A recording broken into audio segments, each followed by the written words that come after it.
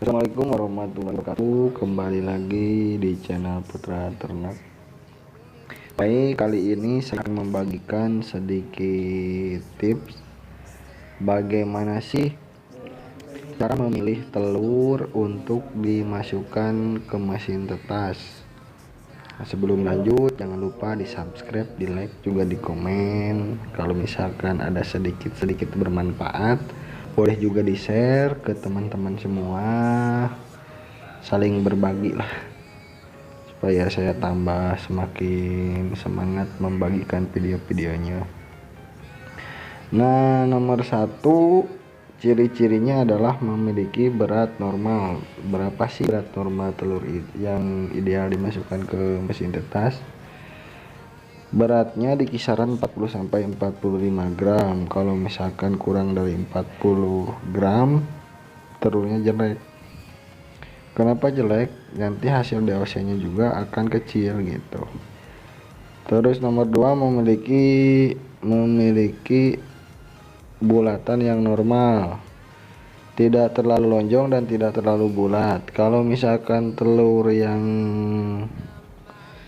telur normal itu kan sedikit lonjong nggak, bulat enggak. Terus selanjutnya nomor 3, jadi kalau misalkan telur mau dimasukkan ke mesin tetas, jelas telur itu harus bersih. Cara membersihkannya bisa dengan air hangat, bisa juga dengan cairan desinfektan. Dosisnya itu kalau misalkan desinfektan dikecilkan gitu. Kalau misalkan air hangat tidak terlalu dingin dan tidak terlalu panas. Terus selanjutnya nomor 4, nomor 4 itu harus dilihat rongga udara. Jadi rongga udara harus terlihat jelas dan rongga udara tidak pindah-pindah tempat. Jadi kalau kata orang sini nama cicing ya. Cara memilihnya dengan diteropong atau bisa juga disebut di bahasanya, kalau nggak salah canling ya. Ya canling mah memilih. Diteropong bisa juga dengan HP kalau misalkan teman-teman tidak punya alatnya. Terus selanjutnya nomor 5 harus melihat umur telur. Maksudnya umur telur itu telur yang diambil dari kandang disimpan gitu, maksimal itu 1 minggu. Kalau saya maksimal itu 1 minggu, tapi kalau lebih bagus lagi 4 hari. 4 hari kan 1 minggu itu 7 hari ya.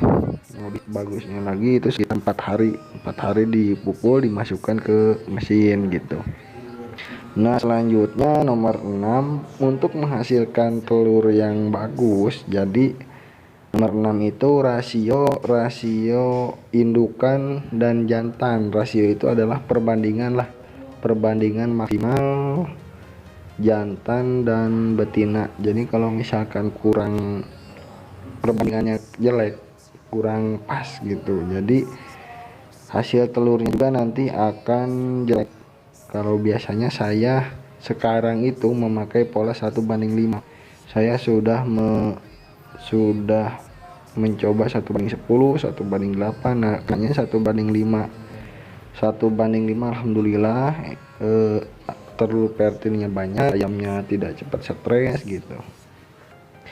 Terus selanjutnya nomor 7 itu untuk menghasilkan telur yang bagus, umur indukannya juga harus pas gitu. Maksimal umur indukannya itu sekitar 12 bulan. Kalau misalkan minggunya itu sekitar 40 minggu. Kalau hitungan tahunan itu 1 tahun.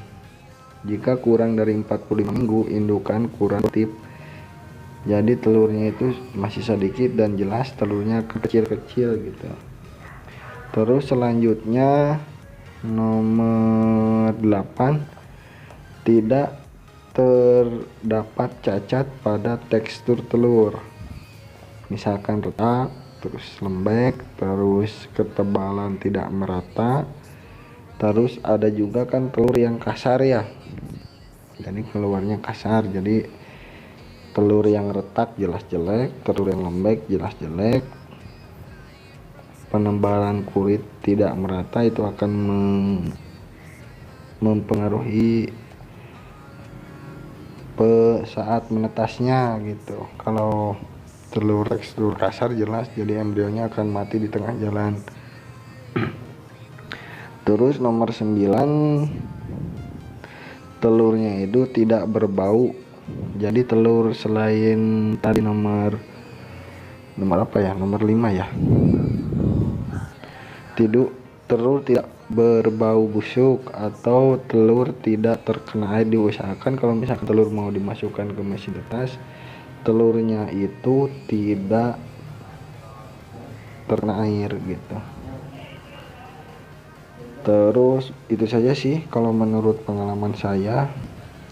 Di samping itu jantannya juga harus dikasih doping yang bagus.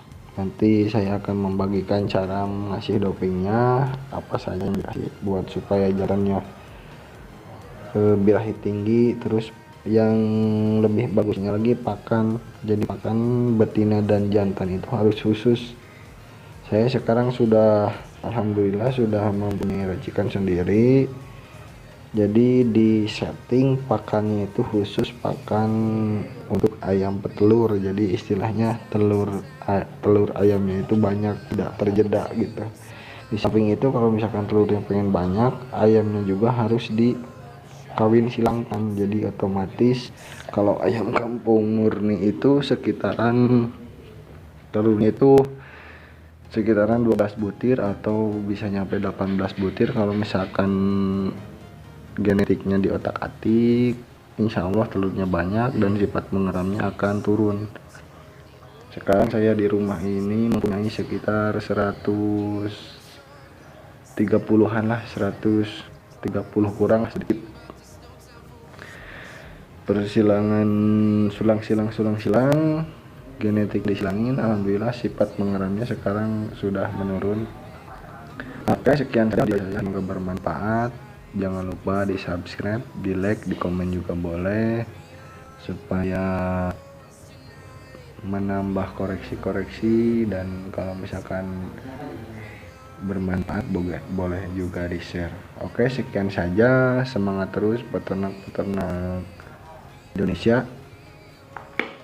Salam dari Subang, Putra Ternak. Assalamualaikum warahmatullahi wabarakatuh. Selalu semangat.